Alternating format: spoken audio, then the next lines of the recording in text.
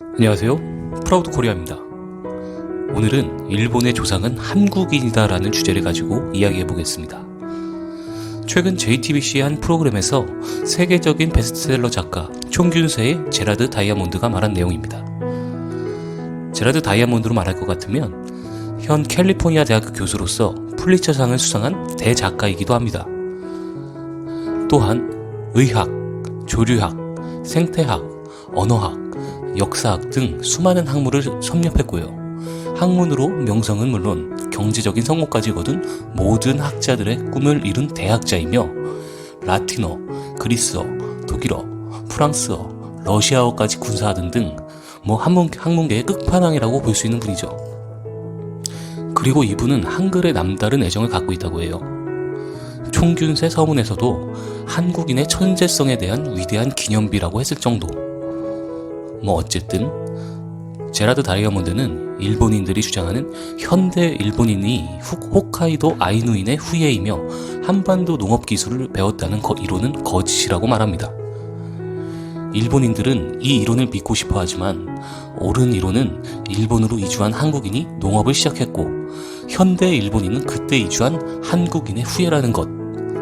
즉 일본인의 원래 조상은 BC 400년 전 한국에서 건너간 한국인들이 규수 지방에서 정착하면서 일본인들의 문화가 시작되었다고 합니다.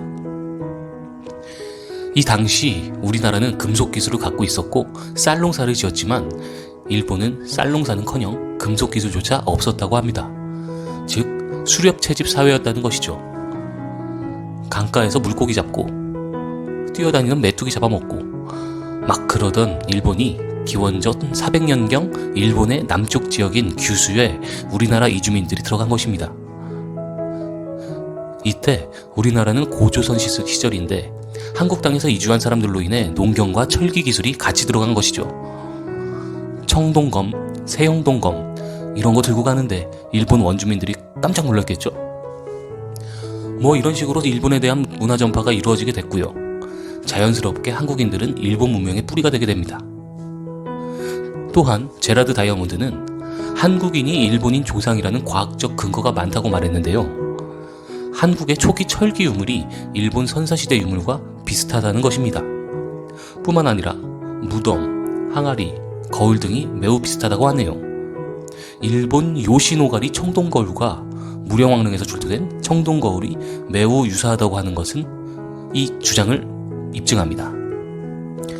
그리고 제라드 다이아몬드는 기원전 400년 전 일본의 농작물, 동물들, 농업기술 모두 한국에서 온 것이라며 유전적으로 봐도 일본인은 한국인과 가장 가깝다.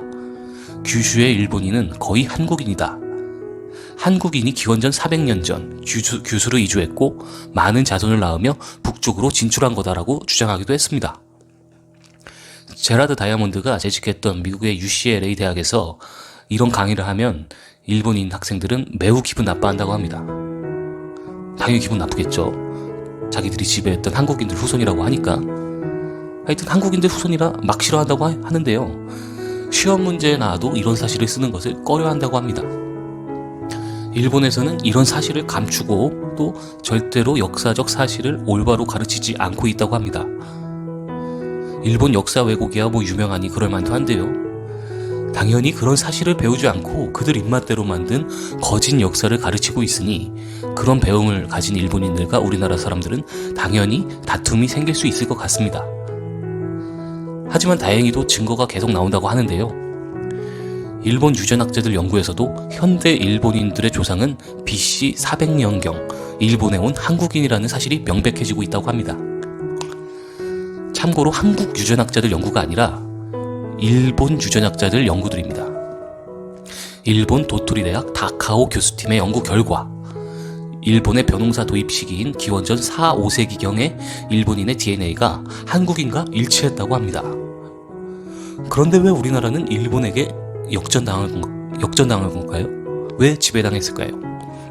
우리나라는 중국의 변화에 따라 여러 번 외침도 받고 강대국과 마찰로 인해 빈번하게 전쟁이 벌어져 인구가 쉽게 불어날 수 없었겠죠.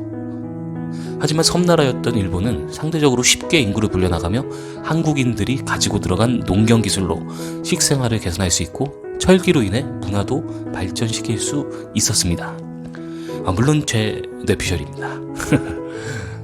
일본은 임진왜란부터 지금까지 우리나라에게 굉장히 많은 침략과 상처를 줬죠. 최근에는 되도 않는 아베의 화이트 리스크 배제로 현재는 오히려 불매 운동으로 반격을 당하고 있고요. 그리고 그 이전에도 우리나라의 연안 마을들의 노략질을 맨날 해가면서 많은 피해를 입혀왔다는 그런 사실도 있죠. 근데 지금까지도 일본은 우리나라에게 툭하면 시비를 걸고 있는데요. 아마 일진이 이제 공부 열심히 하는 학생 괴롭히듯이 뭐 그런 느낌이겠죠.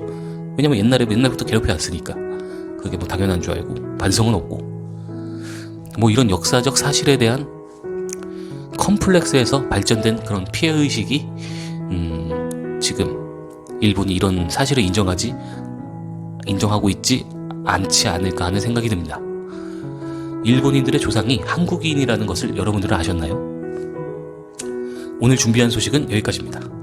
영상이 좋았다면 좋아요와 구독을, 영상이 부족했다면 싫어요를 눌러주세요. 감사합니다.